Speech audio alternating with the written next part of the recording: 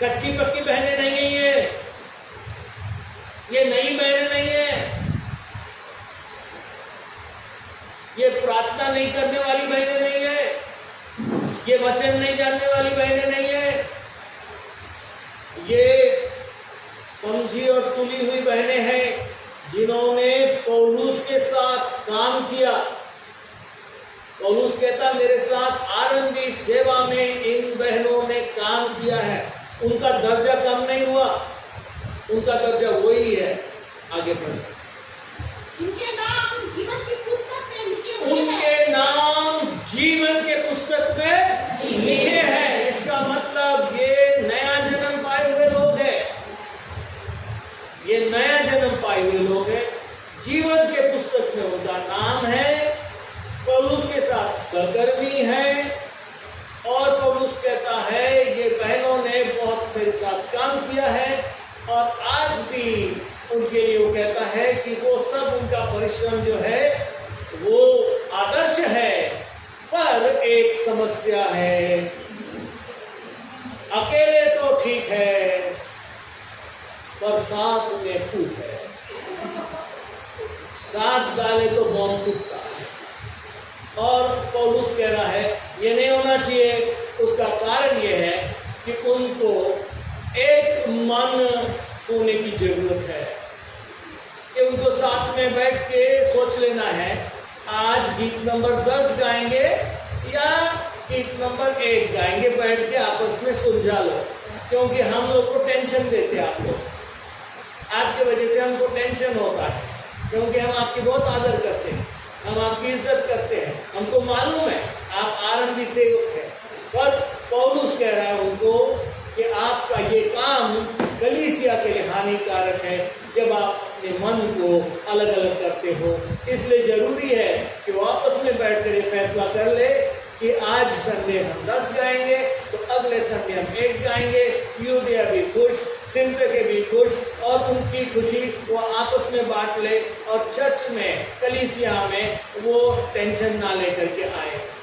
और पौलुस इसलिए उन्हें समझा रहा है, हे प्रियजन उनको समझा दे हमारे लिए दिल एक होना। हम प्रभु के हैं, हम प्रभु की सेवा कर रहे हैं। प्रचार होना चाहिए। गीत नंबर 1 गाएंगे, नहीं 10। आज हम प्रार्थना करेंगे, नहीं आज हम गाने गाएंगे। आज हम वहां जाएंगे सेवा के लिए, नहीं आज हम उधर जाएंगे। इससे कलीसिया में बेचैनी हो जाती है। और पौलुस उन्हें कहता है कि आदरणीय बहनें आप एक मन के हो जाए। एक मन होने के लिए हमारे लिए जरूरी है कि हमें प्रभु में एक होने की जरूरत है।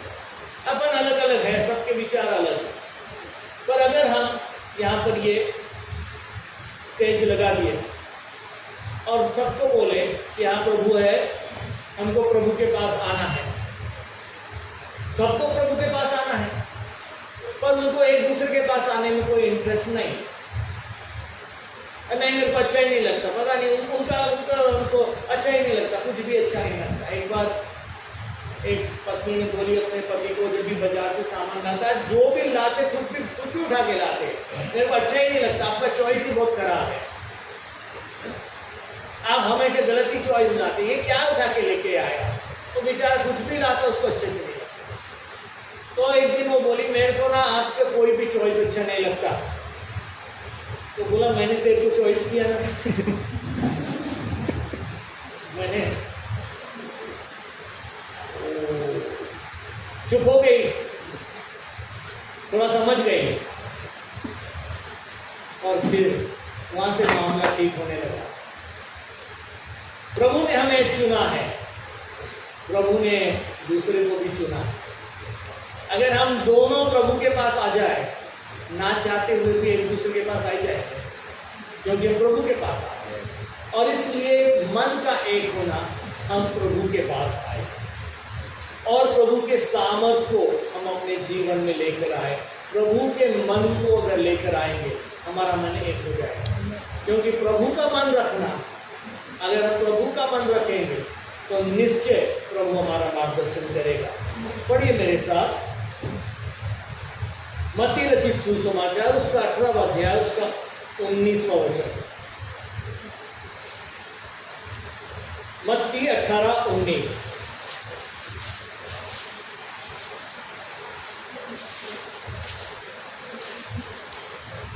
फिर मैं तुमसे कहता हूँ, यदि तुम में से दो जन पृथ्वी पर किसी बात के लिए एक मन होकर उसे मांगे, तो वो मेरे पिता की ओर से जो स्वर्ग में है उनके लिए हो जाए। प्रभु ये भी कह सकता था कि तुम में से कोई भी मेरे नाम से मांगोगे तो मैं वो कर दूंगा, पर ये नहीं कहा। उसने कहा तुम में से कोई भी दो लोग। दो क्यों कहा? क्या एक से काम नहीं बन रहा? हम कई बार अकेले में कई चीजें करना चाहते हैं, पर प्रभु चाहता हम कुछ चीजें अकेले में ना करें, और इस वजह से प्रभु ने हमें संगति में जोड़ा है, ताकि हमारे साथ कोई ना कोई हो जो हमारे साथ अग्री करे। और इसलिए प्रभु ने कहा तुम में से कोई दो लोग परस्पर सहमत हो जाओ, क्योंकि जब हम परस्पर सहमत होते हैं परमेश्वर की सामर्थ हमारे अंदर प्रदर्शित होती है। बाइबल कहती तुम में से एक 1000 को भगाएगा तो दो 10,000 को भगाएंगे। जब हम एक मन के होते हैं हमारी सामर्थ दुगुनी नहीं, पर हमारी सामर्थ 100 गुनी 20 गुना ज्यादा हो जाती है। एक जन 1000 को भगा रहा, पर दो 10,000 भगा रहे, इसका मतलब 10 गुना हो गया। दोनों एक एक करते तो शायद एक 1000 भगाते तो उनका 2000 होता, पर दो जब साथ हो गए तो क्या पावर हो गया? 10 गुना हो गया। आप सोचे 3 होंगे तो क्या होगा, 4 होंगे तो क्या होगा? बाइबल कहती है यीशु मसीह के 11 चेले जब खड़े हो गए, बाइबल कहती है तब पतरस ने 12 के साथ खड़े होकर, क्योंकि उन्होंने 12वां वापस चुन लिया था, 12 के साथ खड़े होकर एक आवाज में वो बोला। तो बाकी सब बोल रहे थे क्या? पतरस बोल रहा था, पर बाकी सब क्या थे? उसके साथ खड़े थे। जब प्रभु ने आपके पास में को लीडर बनाया है, आप सब उनके साथ खड़े हो जाए। हम खड़े हैं आपके साथ, हम सब एक आवाज है, हम सब एक मन के हैं, क्योंकि एकता में सामर्थ है।